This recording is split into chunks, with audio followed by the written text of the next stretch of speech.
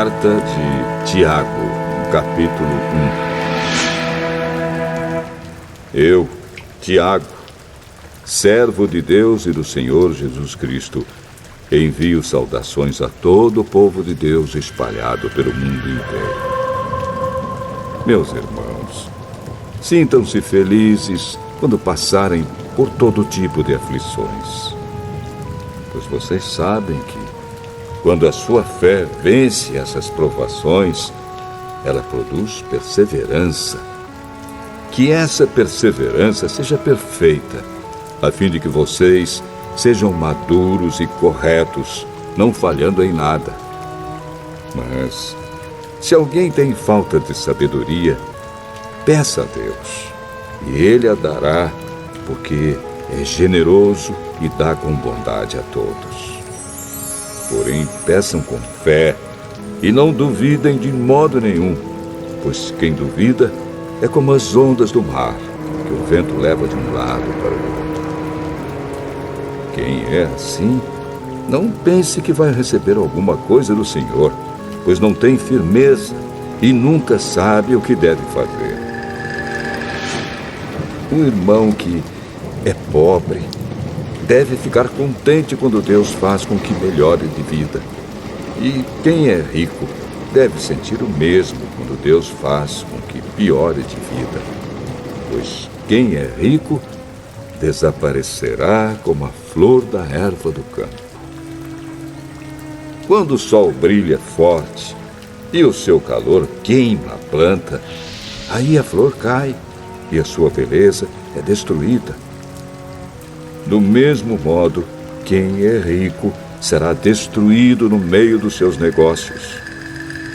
Feliz é aquele que nas aflições continua fiel, porque depois de sair aprovado dessas aflições, receberá como prêmio a vida que Deus promete aos que o amam.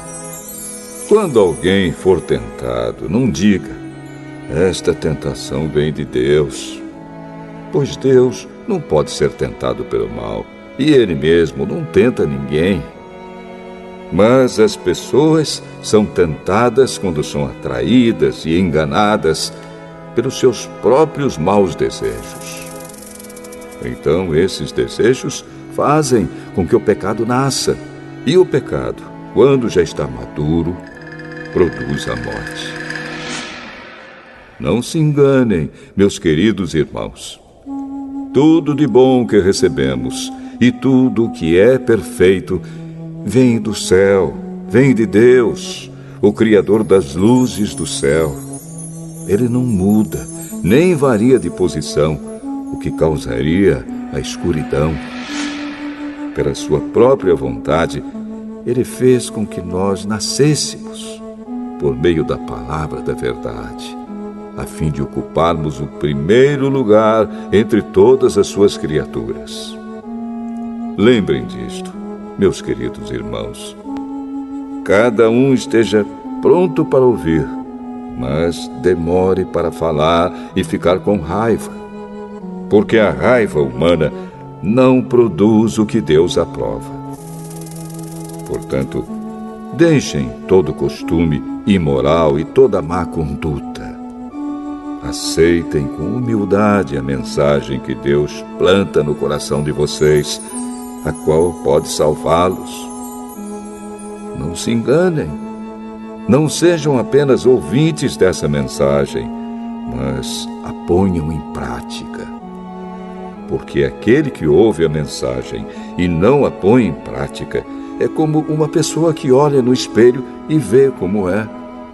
Dá uma boa olhada, depois vai embora e logo esquece a sua aparência. O Evangelho é a lei perfeita que dá liberdade às pessoas.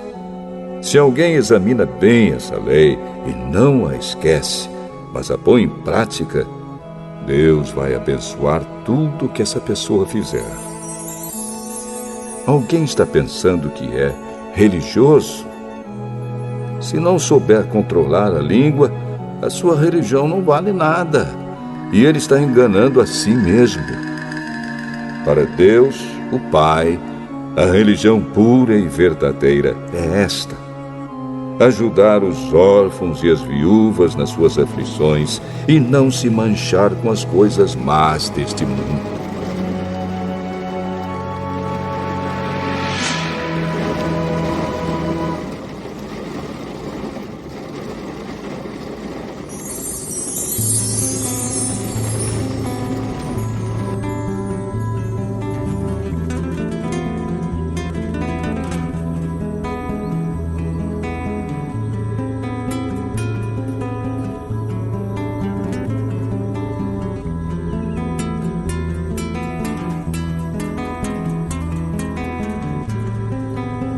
Tiago, capítulo 2.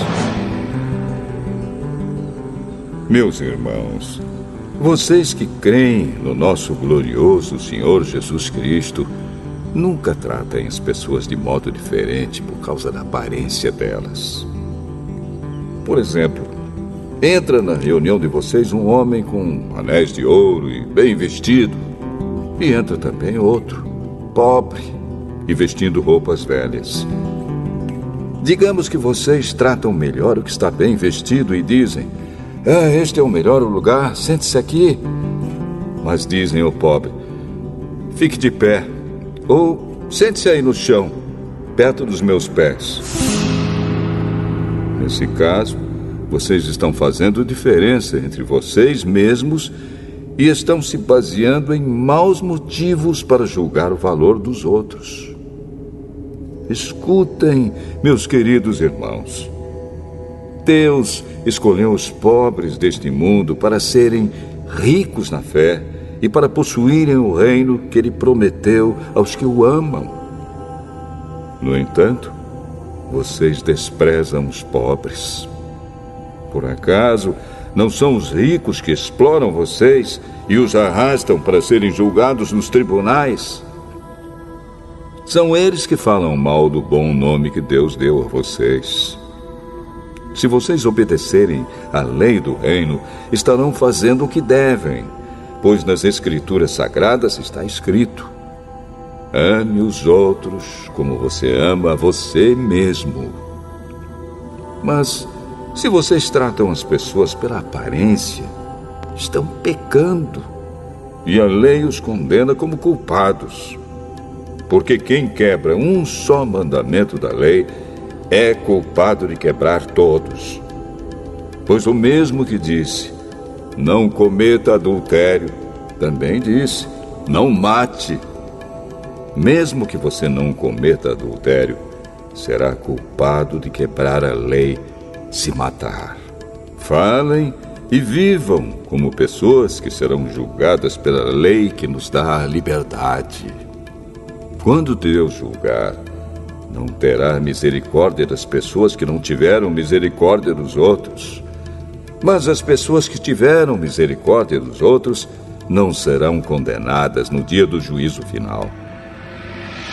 Meus irmãos, que adianta alguém dizer que tem fé se ela não vier acompanhada de ações? Será que essa fé pode salvá-lo? Por exemplo, pode haver irmãos ou irmãs que precisam de roupa e que não têm nada para comer. Se vocês não lhes dão o que eles precisam para viver, não adianta nada dizer que Deus os abençoe. Vistam agasalhos e comam bem. Portanto, a fé é assim. Se não vier acompanhada de ações, é coisa morta. Mas alguém poderá dizer: você tem fé e eu tenho ações. E eu respondo: então me mostre como é possível ter fé sem que ela seja acompanhada de ações. Eu vou lhe mostrar a minha fé por meio das minhas ações. Você crê que há somente um Deus? Ótimo! Os demônios também creem e tremem de medo. Seu tolo! Vou provar-lhe que a fé sem ações não vale nada. Como é que o nosso antepassado Abraão foi aceito por Deus? Foi pelo que fez quando ofereceu seu filho Isaque sobre o altar. Veja como a sua fé e as suas ações agiram juntas. Por meio das suas ações, a sua fé se tornou completa. Assim aconteceu o que as Escrituras Sagradas dizem. Abraão creu em Deus e por isso Deus o aceitou. E Abraão foi chamado de amigo de Deus. Assim, vocês veem que a pessoa é aceita por Deus por meio das suas ações e não somente pela fé. Foi o que aconteceu com a prostituta Raabe, quando hospedou os espiões israelitas e os ajudou a sair da cidade por outro caminho. Deus a aceitou pelo que ela fez. Portanto, assim como o corpo sem o espírito está morto, assim também a fé sem ações está morta.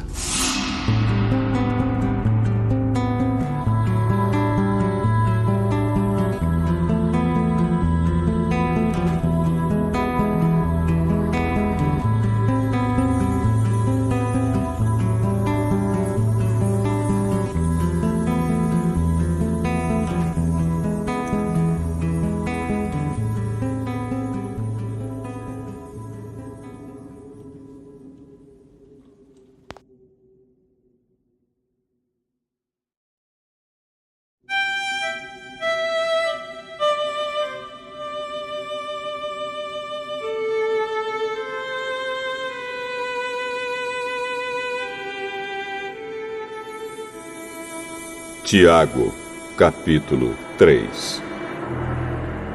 Meus irmãos, somente poucos de vocês deveriam se tornar mestres na igreja, pois vocês sabem que nós, os que ensinamos, seremos julgados com mais rigor do que os outros. Todos nós sempre cometemos erros.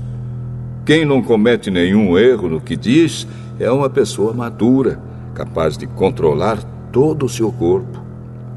Até na boca dos cavalos colocamos um freio para que nos obedeçam e assim fazemos com que vão aonde queremos. Pensem no navio. Grande como é, empurrado por ventos fortes, ele é guiado por um pequeno leme e vai aonde o piloto quer. É isto que acontece com a língua. Mesmo pequena, ela se gaba de grandes coisas. Vejam como uma grande floresta pode ser incendiada por uma pequena chama. A língua é um fogo. Ela é um mundo de maldade, ocupa o seu lugar no nosso corpo e espalha o mal em todo o nosso ser. Com o fogo que vem do próprio inferno, ela põe toda a nossa vida em chamas. O ser humano é capaz de dominar todas as criaturas e tem dominado os animais selvagens, os pássaros, os animais que se arrastam pelo chão e os peixes. Mas ninguém ainda foi capaz de dominar a língua. Ela é má, cheia de veneno mortal e ninguém a pode controlar. Usamos a língua tanto para agradecer ao Senhor e Pai, como para amaldiçoar as pessoas que foram criadas parecidas com Deus. Da mesma boca saem palavras tanto de agradecimento como de maldição. Meus irmãos, isso não deve ser assim. Por acaso pode a mesma fonte jorrar água doce e água amarga? Meus irmãos, por acaso pode uma figueira dar azeitonas ou um pé de uva dar figos? Assim também, uma fonte de água salgada não pode dar água doce. Existe entre vocês alguém que seja sábio e inteligente? Pois então que prove isso pelo seu bom comportamento e pelas suas ações, praticadas com humildade e sabedoria. Mas se no coração de vocês existe inveja, amargura e egoísmo, então não mintam contra a verdade, gabando-se de serem sábios. Essa espécie de sabedoria não vem do céu, ela é deste mundo, é da nossa natureza humana e é diabólica. Pois onde há inveja e egoísmo, há também confusão e todo tipo de coisas más. A sabedoria que vem do céu é, antes de tudo, pura, e é também pacífica, bondosa e amigável. Ela é cheia de misericórdia, produz uma colheita de boas ações, não trata os outros pela sua aparência e é livre de fingimento. Pois a bondade é a colheita produzida pelas sementes que foram plantadas pelos que trabalham em favor da paz.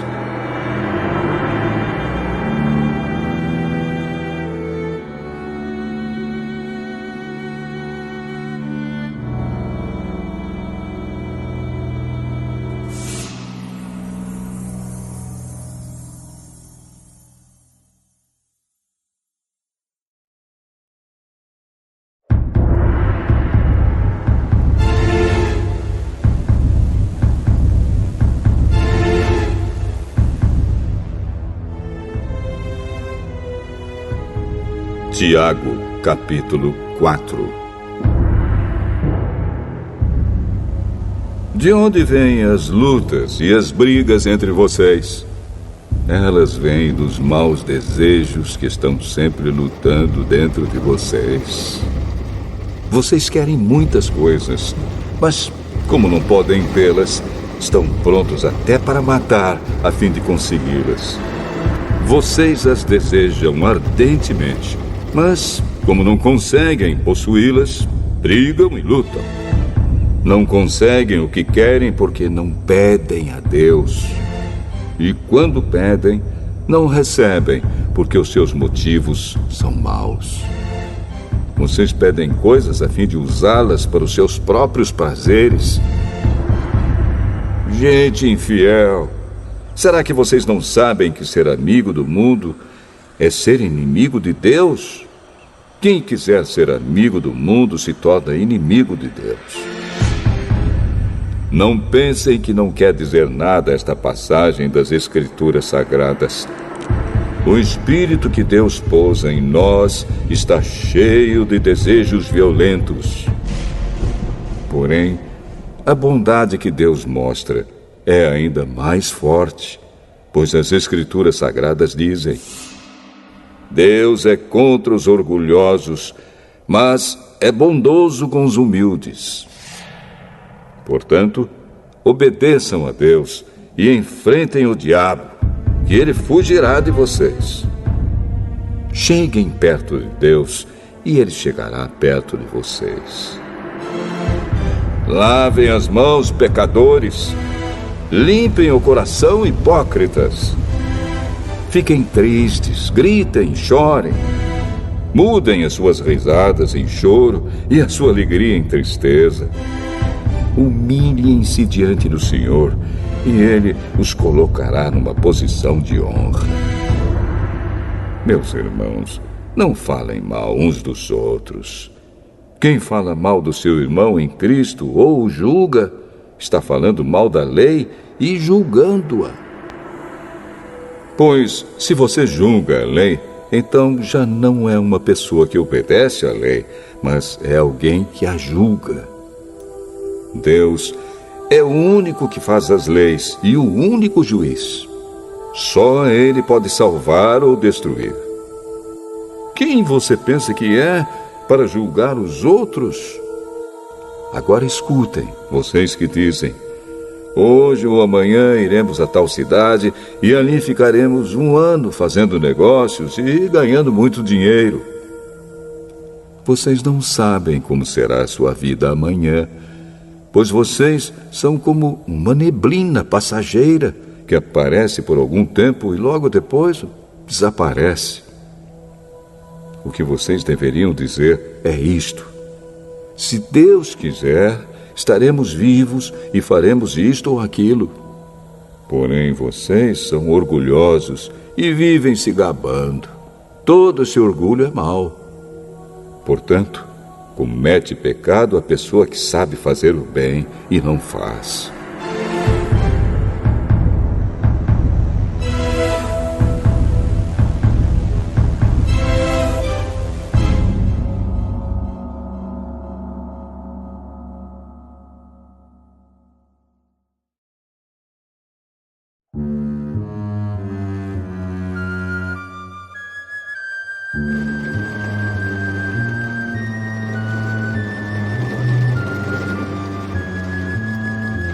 Tiago, capítulo 5.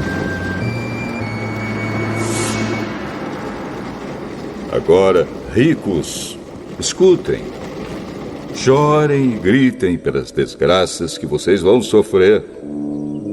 As suas riquezas estão podres e as suas roupas finas estão comidas pelas traças.